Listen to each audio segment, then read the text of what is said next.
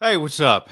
It's Guy here. It is Friday morning ahead of a big weekend, and hope everybody's doing great. A quick Tito's Toast, sponsored by Tito's Handmade Vodka, to Giovanni at Spectrum Hair Salon in Fresno, California, who gave me an emergency haircut this week and nailed it.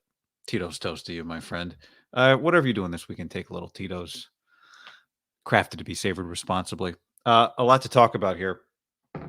You know, I have an announcement, and the announcement is this: that this week Brock Purdy is going to need to lead a fourth quarter drive that really matters for the 49ers. And it's not going to be because he plays three poor quarters and then has to step it up in the fourth quarter. I think he's going to play well. It's going to be because of the defense. The quarterbacks that the Ravens have played have been really inefficient. They've done a really good job of making guys inefficient. Half of the games the Ravens have played, they've held the opposing quarterback under 60% completion percentage. It's only happened to Brock once this year. Browns game, under 50% that game. Um, half the games that the Ravens have played, they've held the opposing quarterback, or they've forced the opposing quarterback to throw at least 40 times.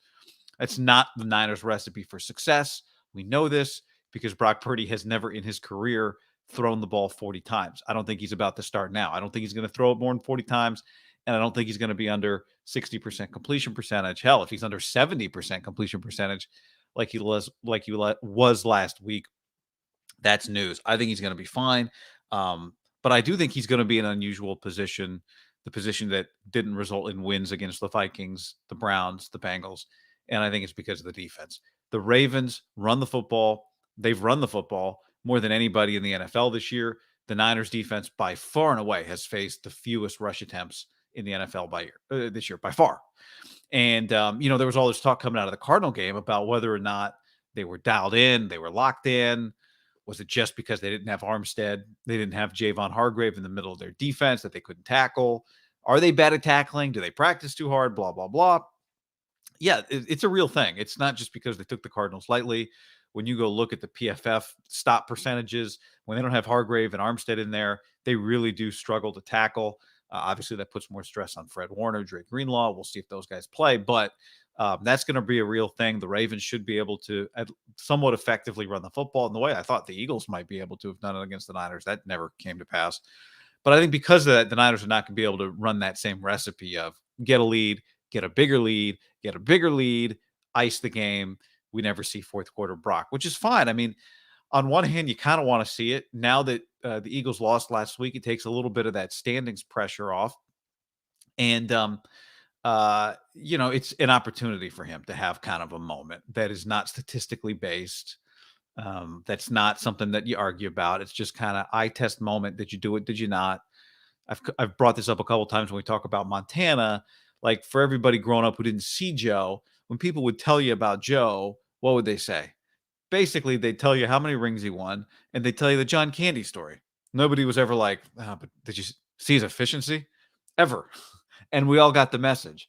So sometimes you got to do it a little simpler. You don't need to go deep into the numbers. You shouldn't bring up the PFF or the GFF. A lot of people are going to be bringing up the GFF numbers at their local Christmas party. But that's not going to win you all the arguments. Here's something else that won't win you an argument. That Brock is valuable because of how little money he makes. To argue that Brock, and I've heard this a few times. At first, somebody said the first time I heard the argument was from a comment on the stream, and I thought it was a really outside the box, clever take. It's not a real argument, though. And I think people are starting to use Brock is inexpensive. Like, hey, that also means value. Oh, the V in MVP means valuable. Oh, must be the MVP because look how much you could buy 50 Brock Purdy's for the same price as one Patrick Mahomes. No, no, no. It's a losing argument. If your argument is about how cheap Brock is, and Christmas is coming up this weekend, you're going to be hanging around with a lot of people. Someone's going to use this argument. You might use it. Don't use this argument. It's a losing argument.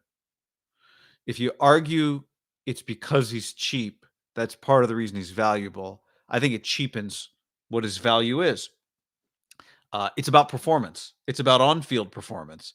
If you say pound for pound the best fighter in the world, you're not just saying the best fighter in the world. Say the best fighter in the world. That's what the MVP is about.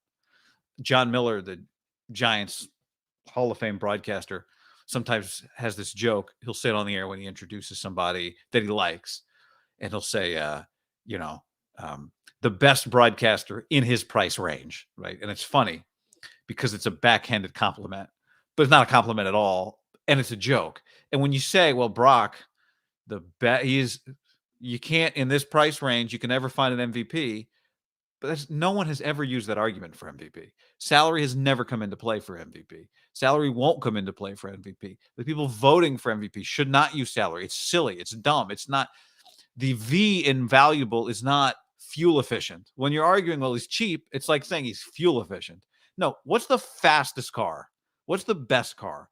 The V in valuable does not mean financially fuel efficient, a good use of my money. It means the hardest to live without. That's what it means. It doesn't mean the cheapest. It means the most indispensable. It's a different definition of value than the definition of value we use for money. Don't use the argument. It doesn't apply. I thought people were just being outside of the box when they use that argument. That's fine, but it's not how you judge MVP. It's not how it's the word value means something differently here. I spent a lot of time in the last two. I'm not home. For those of you watching the video, not listening to the podcast, haven't been home for basically like on and off for 3 weeks. And that's why I needed the emergency haircut from Geo. I couldn't get to my guy Laz up in San Francisco. But I've looked at a lot of flower arrangements the last week, and there's two ways to go about that. One is to say, "Here's my budget. Show me what you can do for $350." The other is to say, "What can you do?" And when it comes to MVP, nobody is saying, "Here's the budget. What can you do for $800,000?" You put everybody on the field. You say, "What can they do?" And you don't look at you don't look at a salary sheet. You just go, "Who's the best player out there?" Right? When you go to the combine, everybody is looking based on where they're drafting. Could that guy fall to us? Could that guy fall to us? Could that guy? But the number one team just looks for who the best player is. And that's it. And that's how MVP goes. Your number one vote goes to who you think the most valuable player in the league was. So that's that. That's it. Don't use that argument. Remember, value means most indispensable, hardest to live without. Doesn't mean the best value for the money. The best restaurants. Here's a better way. What's the saying? Like, if you have to ask, you can't afford it, right? If you have to ask and money comes into play, then you're taking maybe a little lesser quality to get something in your budget. And that's not what the MVP is about. I'll get to some of your comments on that coming up. But something else I want to say here. Niners have a chance at history. I've got a guy who DMs me a lot named Matt Kroll, listener of the show for a long time, expert researcher. I've made him my associate researcher. And he sent me a note this week. He said, the Niners have a chance to do something they've never done in their franchise history, which is to be number one in scoring offense, number one in scoring defense. They've never done it. There's 16 points, Matt said, and I looked, he's correct. There's 16 points behind the Miami Dolphins for the number one offense. They are 9 points behind the Baltimore Ravens for the number one defense. Well, with that information in mind, I started to do a deep dive. I went back to 1990 because that's how much time I had. I didn't have time for 89 or 88. But since 1990, only 2 teams in the NFL have been number one in scoring on offense and number one in defensive scoring. The 2019 Patriots, Tom Brady's last year in New England, they lost the Super Bowl. And the 1996 Green Bay Packers, who won the Super Bowl.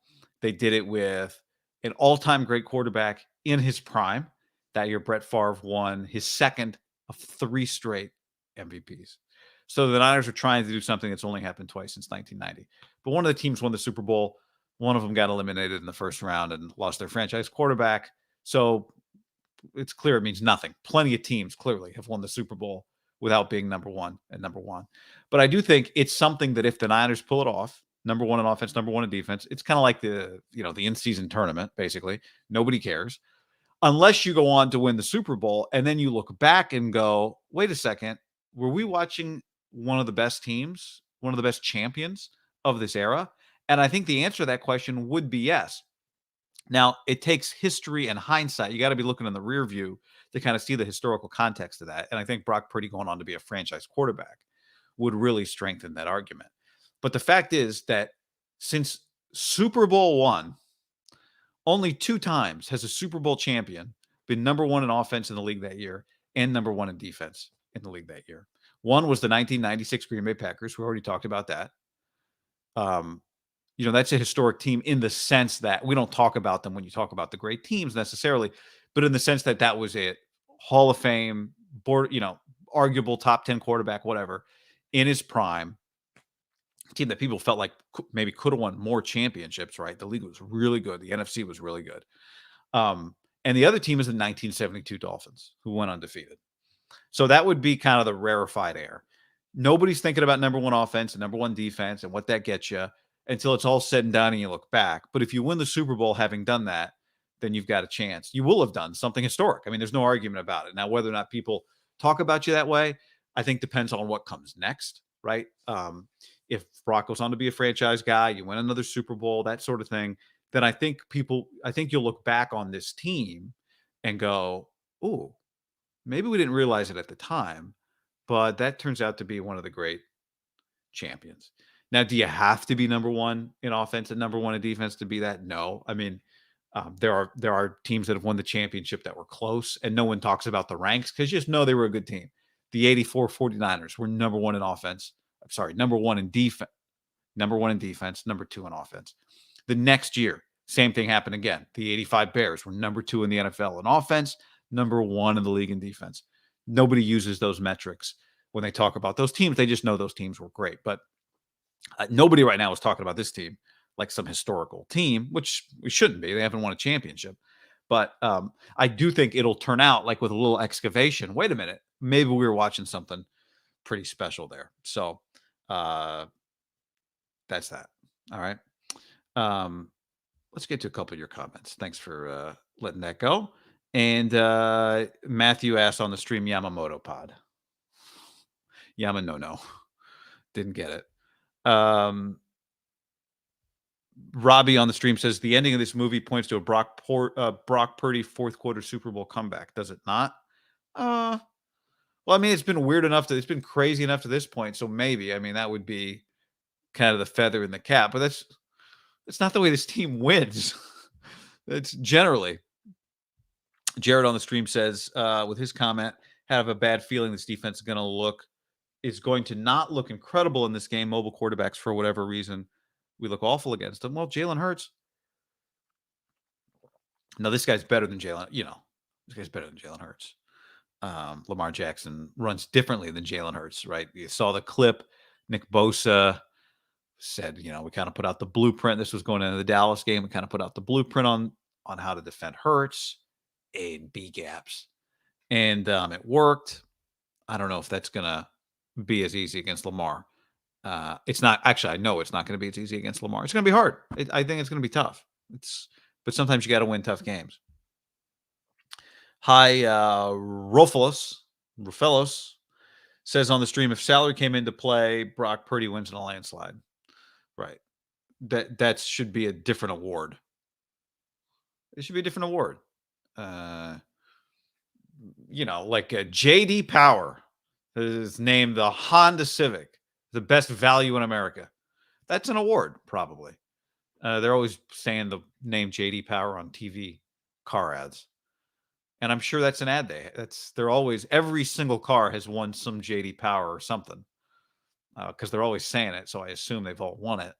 Toyota Tacoma, the best heavy size twin cab, whatever. I don't know. So that's like, there's a bunch of awards that go out, right?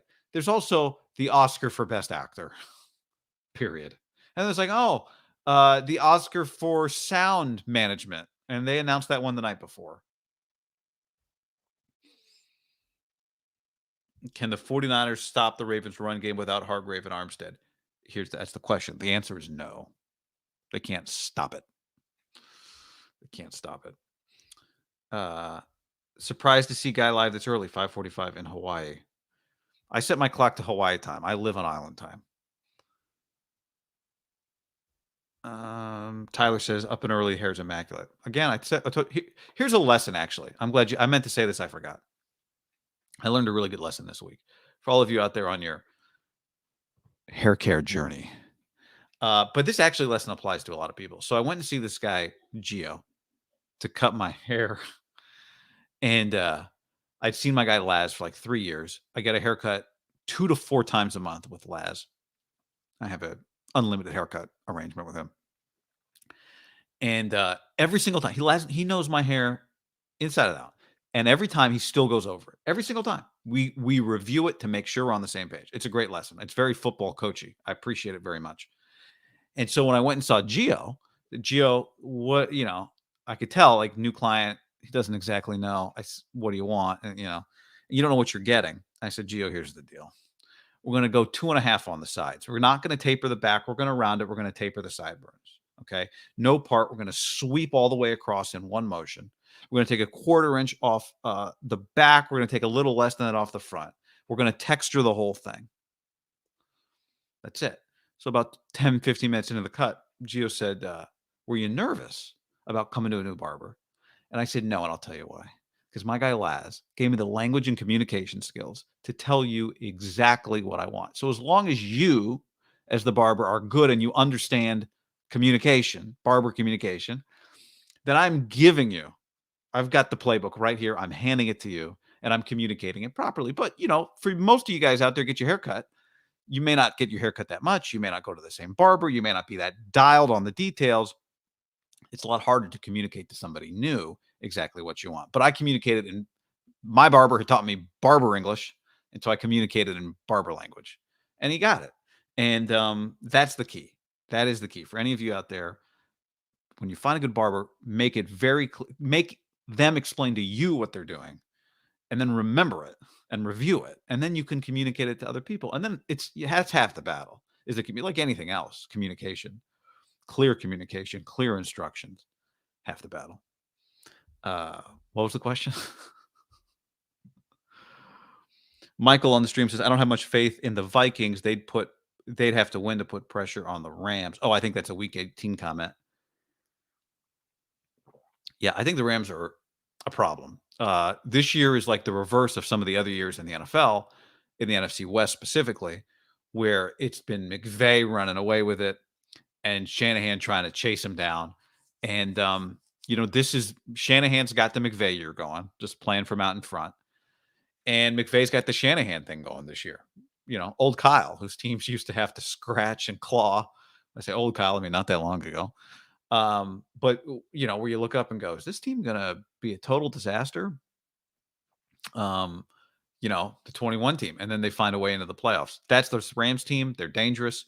That Niners team just happened to play, the Super Bowl champion too early in that postseason. But Rams are dangerous. I said it the other day. I think if the Rams get in and play Detroit, I would love that matchup. I think they'll go to Detroit and win. That's Stafford's whole life has led to that moment. John says MVP is the heavyweight class. You can weigh as much as you want. Here's another comment. Lamar's 3 times the quarterback. Hurts is fine. Yeah, good. Robo, Brock Purdy is a force multiplier, which is a better way of explaining it. He makes others around him, players and coaches, better. He improves their abilities. That's what an MVP is. Yeah. Okay. That's another way of explaining it, a better way of explaining it. Purdy's the difference maker in this game. Guy knows nothing about cars. That is correct. I was in a conversation with 3 guys, with 2 other guys who both know a lot about cars. And I don't pretend, as you could tell, I'm bad at pretending that I know anything about cars. I was just listening, enjoying. I asked very basic, simple questions. They're talking about Model A's. And I said, is that a Ford? And they said, yeah, good job, guy. And I love one of them made a joke that made the other one laugh really hard. And the joke was basically like the guy's got an old Chevy, like an early 90s, early 2000s Chevy pickup looking for parts for. And the other guy said, yeah, but you can't because it's no, it was a Dodge. That's what it was, a Dodge. He said, well, you can't find parts because it's a Dodge. And they both laughed really hard at that. I don't know. Not a breach of hair contract. I actually talked to I talked to Laz about it ahead of time. Bone says, "Do you think Brock Purdy gets diminished because he doesn't have the history yet? I feel it's just unfair reason to diminish his season because he hasn't done it for 5 years in the NFL." Yes, 100%. A lot of it's about that, which again is a very common thing just in general. You don't know when you meet somebody for the first time. Let's say you have a noon meeting at a restaurant and they show up on time. What do you say? Do you say Bob is always on time, or do you say Bob was on time? I think he might be a punctual person and reliable. Just a little piece of the puzzle. 5 years later, Bob's on time all the time. You go, yeah, that's a reliable dude. He showed up the first time. You just have that piece of information. You think I might, I think Bob might be reliable, and somebody else is, well, I'm not so sure. I don't think Bob's reliable yet. And then you debate it and make a bunch of YouTubes about whether or not Bob's reliable. And then 5 years later, you look back, and if Bob's still around, you go, oh, yeah, I guess Bob was reliable. So, yes, I 100% think it's about history. It's about buildup. Um, we talked about Dak a while ago, and I said part of the argument against Dak is so many people have watched Dak be a good quarterback, not a great quarterback. Nobody's ever really thought about him. The discussion's never been that he's great. And I think the fact that he has lived that long on that level is going to work against him. But the counter argument, which is a good counter argument, is well, but everyone's really familiar with him. They know what he looks like when he's average. Right now, not right now, but he has looked better than that. And it's the favorites coming into the year, always guys that have already done it. And it takes a lot of time to change people's mind. And, as I've said, that there's a part of me I think that's okay. I think you want to make sure if you're voting for an MVP that guy really is an MVP, that he's not going to you hope he's not going to just get replaced by some other seventh rounder when he gets too expensive and they'll do the same thing over and that guy will look the same and you'll go, oh, God, it's just that the whole thing, it was just the coach the whole time. Now it's not the coach. It's not, I mean, it is the coach, but it's not just the coach, right? Brock is a victim, I think, of making something complicated look really easy, easier than most people have made it look.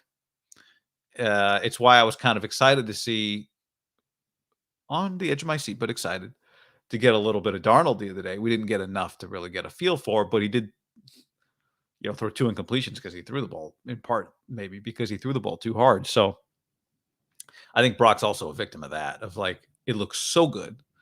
And part of that is playing from in front. And that's where I think the Ravens game this week, um, is an opportunity for him. Question on the chat from a name I can't pronounce. What is it about the PFF QB algorithm or PFF in general that's so off with Brock? Is he penalized by the players around him, or is his accuracy so good PFF miscategorizes his throws? Oh, that's interesting. I hadn't thought about that second part. You have big time throws. How those percentages weigh, I don't know exactly, but part of this question would be like, is Brock so good at reading the defense that he never has to put the ball in spots that show off, um, I don't wanna say tight windows because he makes tight window throws, but is he almost, yeah, is it almost too efficient that you never get to see the greatness? You know what I say, the most invisible superpower is consistency. Yeah. Maybe the most invisible quarterback superpower is throwing to the right guy every time. So you're never making it look too crazy. As for the first part of it, I don't know enough about how, how all the grades factor into the overall grade. Um, I think in terms of the general statistical, like data gathering, I love PFF, right? I love to know what are the percentage of time was a guy was blitzed, what's his completion percentage in those situations. In terms of the grades, where I haven't looked this week, but he's around 11th PFF graded quarterback, even though he's very high in a lot of categories. I don't know. I mean, just at a glance, one of the theories, I guess, would be, uh, um, turnover worthy plays. I think of the guys in front of him, he has the highest percentage. Uh, I don't know what his quote unquote big time throw percentage is. We're getting pretty subjective with that stuff. So, I don't look at that. I don't look at those grades. I think the data collection they do though is a really valuable tool. And so I like it for that, but I don't. I don't know the answer, and it's not for that particular category, like I don't particularly care. Like I'm not digging deep on it, so I haven't investigated why that's the case. Because I don't use it. I don't feel like I would. Ryan says, I think the Rodgers Mannings of the league make people think great QBs must engineer game winning drives. It's a knock on Brock that he doesn't have to. I don't think it's just the Rodgers Mannings. I just think it's easy. Here's 2 minutes of a guy with his back against the wall. It's no different than watching Keanu Reeves fight 17 people off in a small kitchen with one knife and a bunch of pans. That's the best story, right? Back against the wall. You're about to lose. We need a hero. Put up the signal. It's that. I don't think it's just a Manning Rodgers thing, but I do agree with the comment that he hasn't done a lot, and that is part of building up the belief. And he'll do it. You play enough, he'll do it enough. Just getting through a few of these here. Steve-O says he went into Philly, lit up Dallas, gonna light up the Ravens. Why is this different?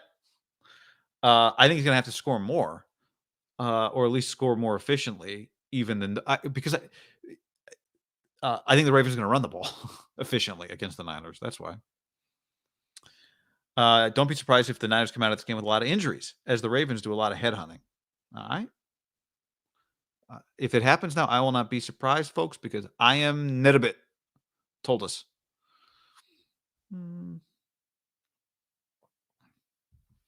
Guy, after the Washington State Boise game last night, I got to thinking, how does all this Pac-12 stuff affect you? Will you be working now, or do you even know? DR, I appreciate that question.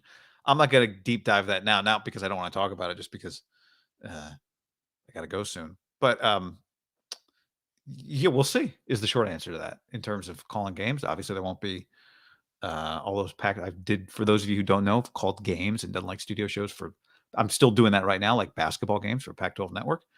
But we'll see. You try to get games with other networks or leagues or whatever. That's kind of that's the work that goes in right now.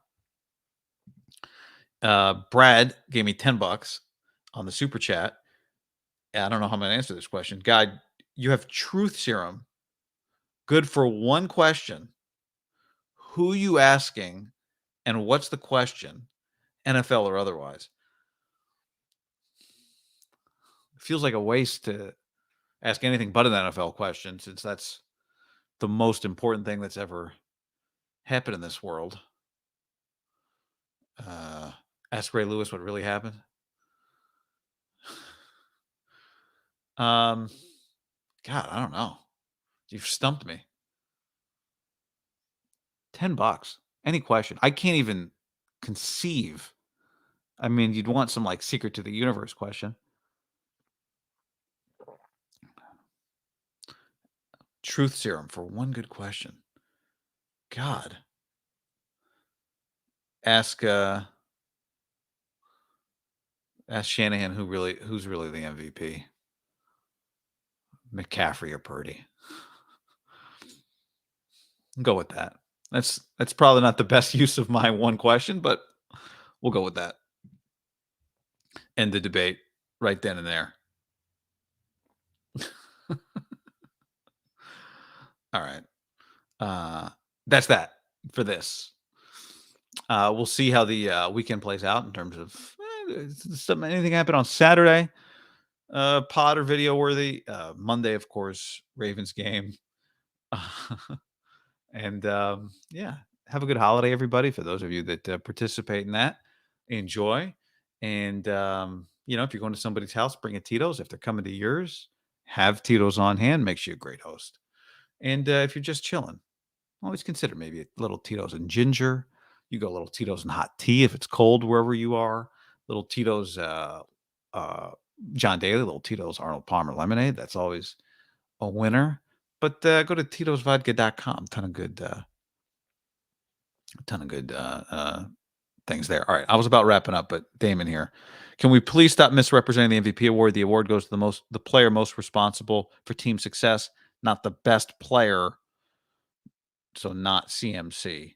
Yeah, well, I mean, and because quarterbacks have had the biggest hand as the game has been quarterback forward for a while now, it goes to quarterbacks. So that'll probably happen again this year. All right. On that note, everybody, thanks for jumping in. Appreciate it. If you're here on your way out the door, hit that like button, subscribe to the channel. When you do that, you like a little mini sponsor, not a big sponsor, not like I gave you a bunch of money sponsor, but a little sponsor because the algorithm appreciates that like. It goes, oh, this guy liked that video. I'm gonna send this video to 5 other people and see what they do. And then maybe 4 of them click. And it's like, oh, I'm gonna send it to 5 more people. And then you become the Brock Brady. You become the force multiplier. Now, if only one person clicks it, they go, that video sucks. Well, then nothing happens, and we just make another video. But we'll live to fight another day. Thanks for hanging, everybody. Talk to you later. Have a great weekend. Adios.